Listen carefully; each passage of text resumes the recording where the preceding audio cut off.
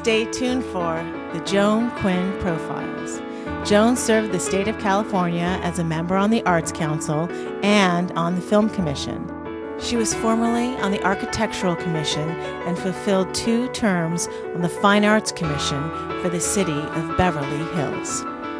As an editor for Andy Warhol's Interview magazine, Condé Nast Publications, and the Hearst Corporation, Joan covered the world of fashion, the mysteries of food, the excitement of theater, and the international art scene. She continues to find people who are on the cutting edge of their professions. Here's Joan Agajanian Quinn. Hi, I'm Joan Quinn, and welcome to the Joan Quinn Profiles. We're taping here at the Hollywood Museum in the historic Max Factor building in the heart of Hollywood on Highland Avenue. Waiting to be profiled are director William Stanford Davis and brilliant pianist Natasha Marin. Emmy Award-winning actor-director William Stanford Davis was born and raised in St. Louis, Missouri. You've seen him on TV.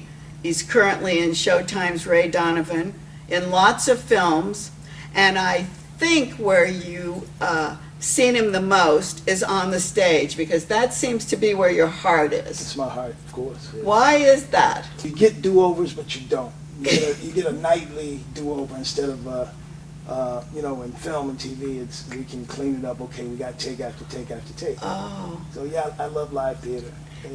It makes you a really good actor. It really makes you sharpen your instrument. Does it depend on the audience, or can you? It depends on the audience, because the audience, I think, in any live production in this case, in the play we're doing, there are 4 characters, so the audience would be the 5th character. You were born in Missouri. Yeah. How did you become an actor? Was there show business in your family? Well, I've been in entertainment, it seems like, since I was a kid. I grew up in a band. And Your own band?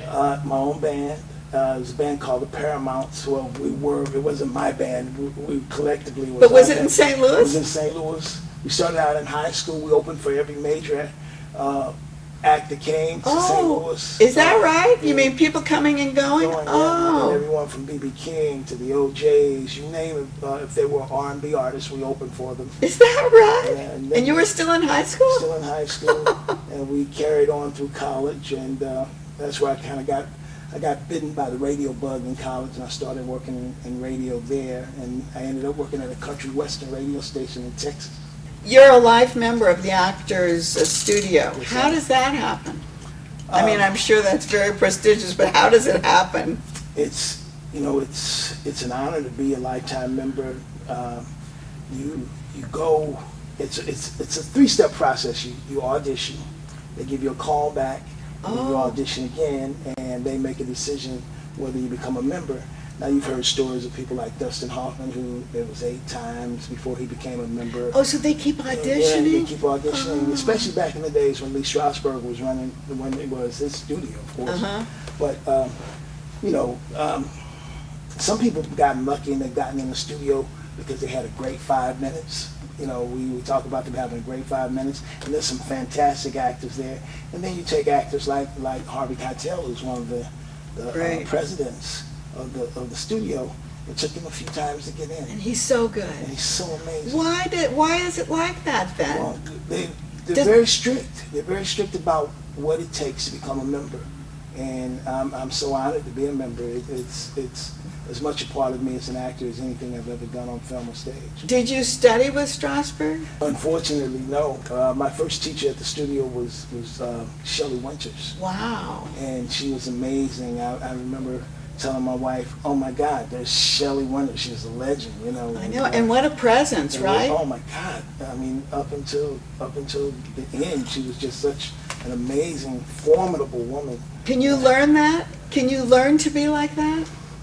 I don't know. I think you're kind of born with what she's had. I mean, you can learn. I think you can learn to be a performer, but I think what it takes to be a great actor, I think that's something that you can't teach anyone. Because you go like this, and you know that's what that person is, right? It's about bringing every life experience that a human being can have, and I mean everything from shame to greatness, and being able to do it without caring what anyone thinks. Right. Somehow you pull it off. Tell me about the Emmy. It was a regional Emmy for a film we did back in Cincinnati, Ohio. Oh. It was called The Movement. And the amazing thing about this film, I'll never forget, is that the first day of shooting was on the actual 9/11.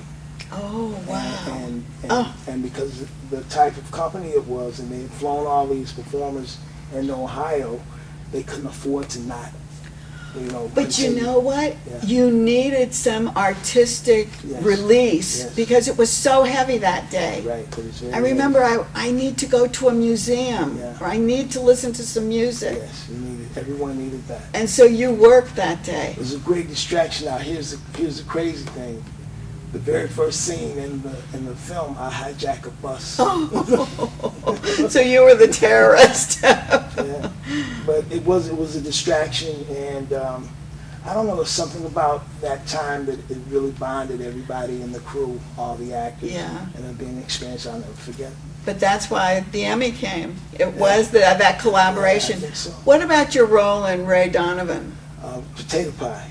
Is that really your name? That's the character's name. He's the truth. He sees everything, and he calls it like it is. So do you love that role? I love the role. It's I love this guy. He reminds me of so many people that I know, and my grandfather and different people who've influenced me in my life. Is he somebody that can help you be a director, because you're directing right now? Yes, I watch everything. I'm like a sponge, and Potato Pie definitely. He can definitely help me to be a director. He runs this gym, and he's dealing with all these different characters, everything from new guys wanting to fight to deadbeats who don't want to pay their gym Oh, time. right. Oh, I got it. And being a director, you got to deal with all types of personalities. So in that sense, yes. But just I'm like a sponge. Being around John Ford and Liev Schreiber and all these great actors, I take in so much from them, and I'm able to take that and use it to help my actors on stage. Which is what you're doing now, The Old Settler. Yes. And it's written by John Henry Redwood. They started with a reading at the Beverly Hills Playhouse, and it was so Right. wonderful Right. that they mounted it. Right. We did a workshop production. We started. Were you involved in it at the workshop? I directed the workshop production. It was such a rare thing. I didn't know that Beverly Hills Playhouse invited directors in. I thought everything was done in house. Oh, I And see. they asked me to come in to direct the stage reading of it. Next thing you know, we were doing a workshop production of it. That was great. It's about these two sisters who they live in Harlem in the 40s, and they're very, very church-going, upstanding citizens in the community, and they take in this young boarder, and the oldest sister, she falls in love with the young boarder. Right. And that's kind of all I'm going to tell you. It's played all over. It's played in Russia. It's played in Russia. It's played in Yale Rep. It's played everywhere. Why do you think it has such a long-lasting power? Well, I think because it's just family. And it's Could be any family? It could be any family. It could be, there's a saying, when we first started working, I just said, I want you to understand that no one can love you like family, and no one can screw you like family. Can I say screw? Yes, that's exactly true, though, right? Because there's this ownership that family has. You're my brother, so I can do whatever I want to you. Yeah. And that's where we started our work, just understanding that with the two sisters. Did you cast it? Yes, I did. You did cast it. Yeah. Did you have people in mind? Well, you know what? I'll take that back. They cast me. Oh. They cast me. What happened was they were these four actors that I am working with, amazing actors. They were all in a workshop at Beverly Hills Playhouse. Oh, they were there. The lead actress, when they decided to mount it, she thought of me, and that was such a blessing. see. She called me and asked me would I be interested after reading the play. I'd read the play years ago, and because of my age, there was no role in it for me, but it was really. Oh, I was going to ask, because you're too young. You're too old to be the young guy. I'm too young to be the young guy. You probably were always too old to be the young guy, always right? too old to be Because the young he guy. is a young guy He's that in comes his- into it. He's in his early 20s. Yeah, but one of your roles was in August Wilson's Fences. Fences. I play Bono. And have you done other August Wilson plays? I've done Jitney. Oh, that's great. I love that. Jitney, I think, is, to me, Fences and Jitney are my two favorite August Wilson plays. I'm a big fan of his work. I love Jitney. Yeah. Well, can this compare this author? Because it has the same kind of feelings Well, of family. Yeah, I think it compares. August was kind of like the apex, but, John Henry Redwood is a fine playwright, and I think this holds up with anything that's out there. John Henry's philosophy was great, and I forget what he taught you in this play. Well, he He was a philosopher, right. the way he wrote. The way he wrote it, it's like I said, it's about family being first. It's about this whole thing. It took place in the 40s, and this was kind of like pre-civil rights, I should say. So there were a lot of messages in the story. Yes, that's one of the things that I think that he really wanted to tell in this was that we see films like The Butler and The Help, and how these people had to be silent in the presence of the people that they worked for. And I think what he wanted the world to know that these people actually had a voice. And they had a life. They had a life. Yeah, that's what was so important. And this is playing at the Pico Playhouse? Pico Playhouse. And you have to go because you're in a film rehearsing. Right. What are you doing? It's a film produced by Thomas Hayden Church. He's starring in it, and it's called Cardboard Boxers. Oh, and it's down on Skid It takes Row. place downtown, yeah. So it's about homelessness. And when I read the script, I just couldn't put it down. It was really well written by a young man named Nate Gwaltney, who's also directing it. Fabulous. Yes. And we thank you so much for coming today, Stan Davis. Thank you for having me, John. And don't go away. We'll be right back with Natasha Marin.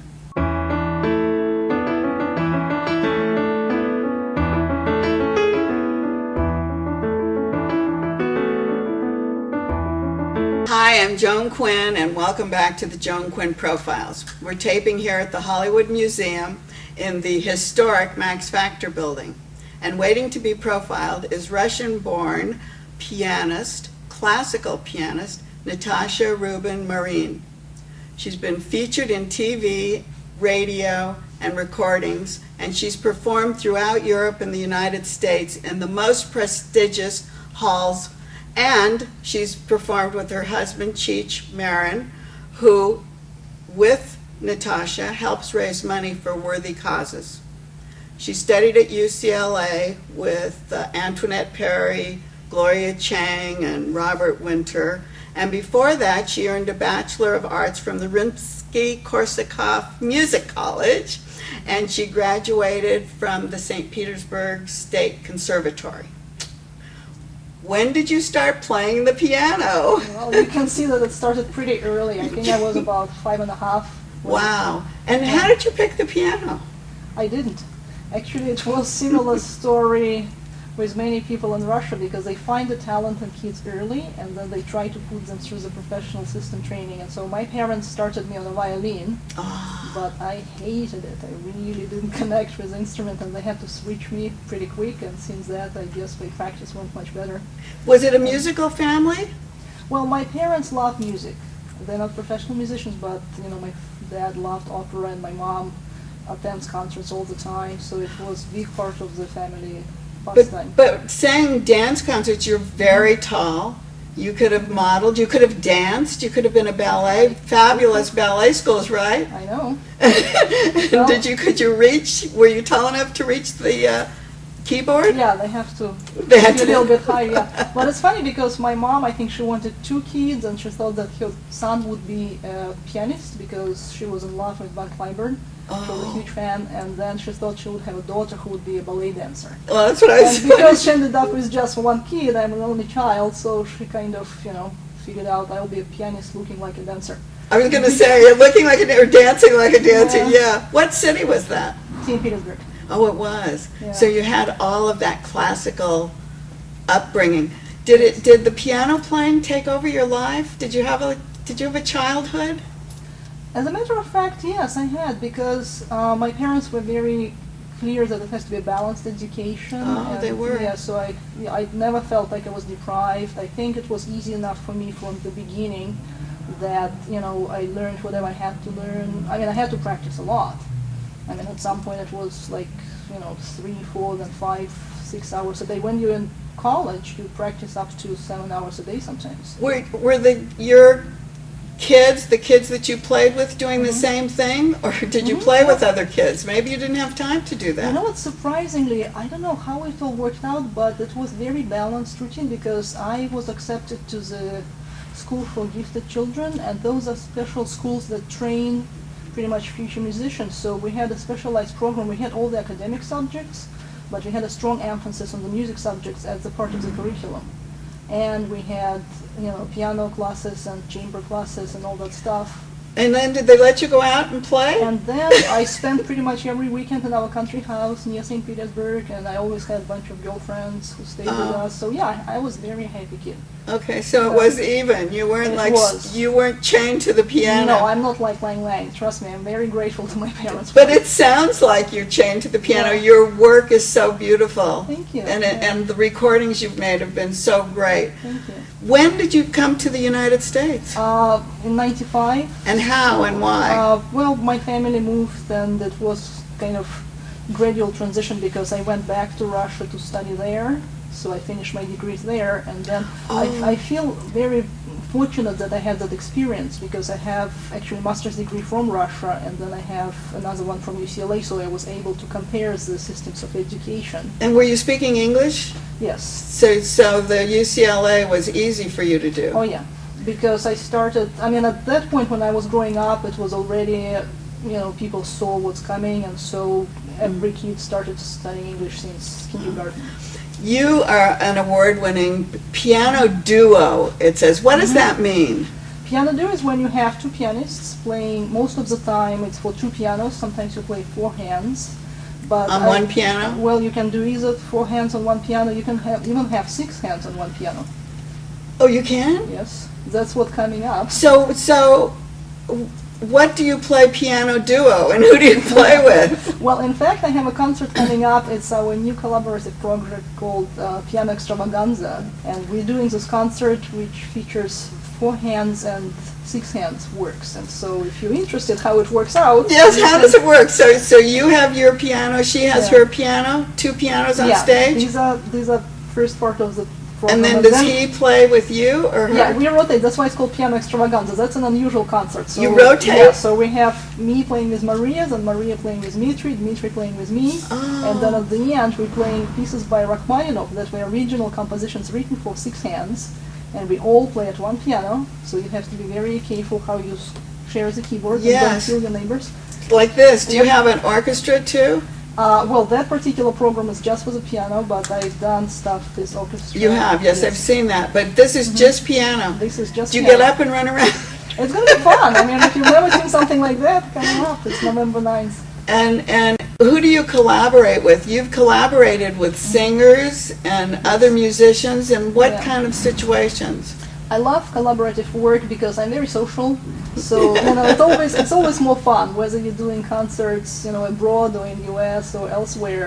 Like when you're with somebody, it's just more interesting. So I work with singers, I work with instrumentalists. I mean, And all over, yes, I prefer different venues. Yeah.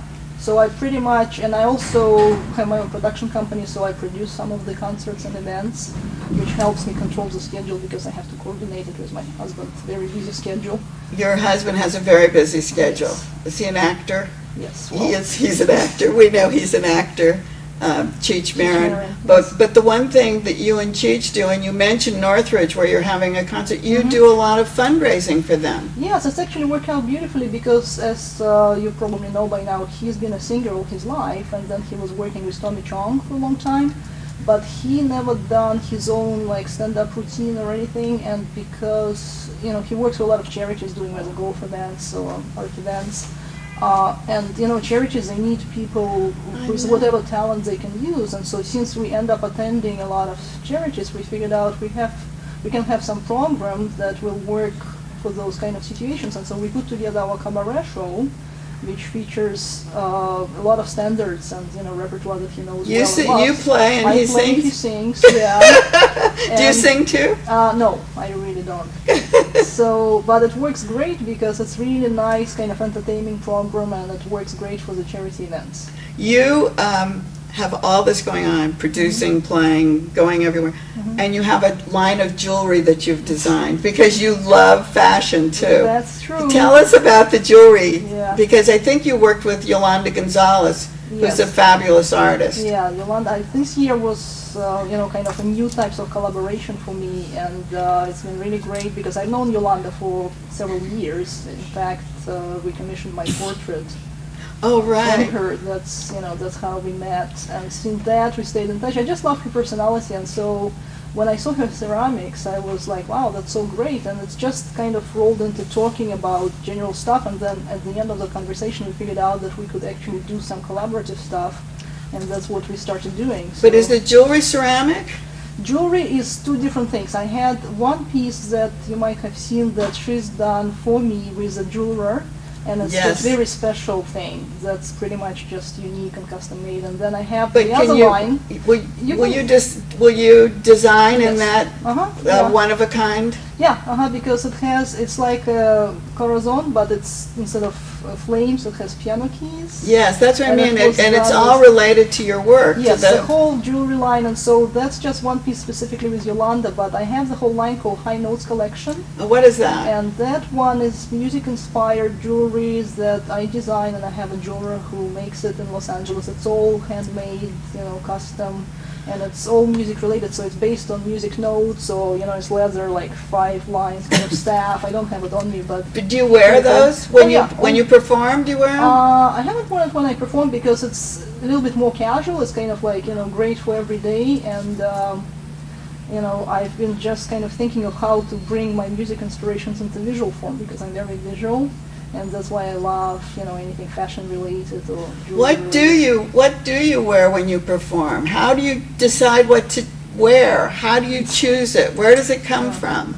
Well, I worked with a lot of stylists over the years, but I have a very strong sense of my own style, so I always kind of, have my say in what I want, and a lot of time I just choose my own stuff. And so long dresses always? No, not at all. That's actually another project that I'll be promoting starting next year. It's called Double Sharp. It's a piano duo with my friend Maria Dimina, and it's a piano duo, so it's 2 pianists, but we incorporated costumes as a part of the artistic presentation. So, which is great. And do you design them, or are they old costumes? Well, I had a friend who is also originally from St. Petersburg, Vera Chernova-Defer, and so she designed those costumes with our input, and they reflect both fashion of the time when those pieces were written, as well as the music inspiration. And we're doing a special preview at the Museum of Craft and Folk Art. Oh yeah, it's wonderful on Wilshire Boulevard. It's great. So I hope you can come. Oh, that's fabulous. And you just toured France playing. Yeah, that was great. And you have a classical repertoire. What is in the repertoire? Pretty much everything. Is it you memorize it all, or you know how to play it? What is it? Well, common practice period is from Baroque 1600 to present. So, the work of pianist becoming harder and harder every decade because, when you were a musician in time of Mozart, you didn't have to have 300 years of repertoire memorized. Right. You just play whatever you compose or whatever was popular.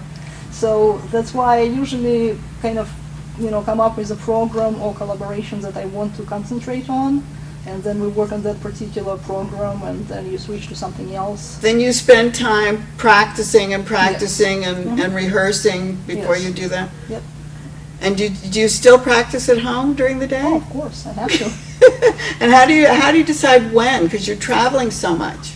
Well, whenever I have time, I have a very special experience of practicing in hotels all over the place. I was going to say, what do you go downstairs in the lobby? That's one of the things. Like whenever we travel, I usually put a request. Okay, do you have a piano nearby? I mean, if there is a Steinway store somewhere nearby, that's great because a lot of time that's the best place to go. But sometimes it's hotel or sometimes a friend's house or whatever. So yeah, I try to maintain the practice schedule even if we're on the road. I'm so glad you came to talk to us today. Natasha, thank you very much. Thank you, Joan. And thanks for watching this part of our show. And it's the end. JAQUINN1 at AOL.com. Keep writing.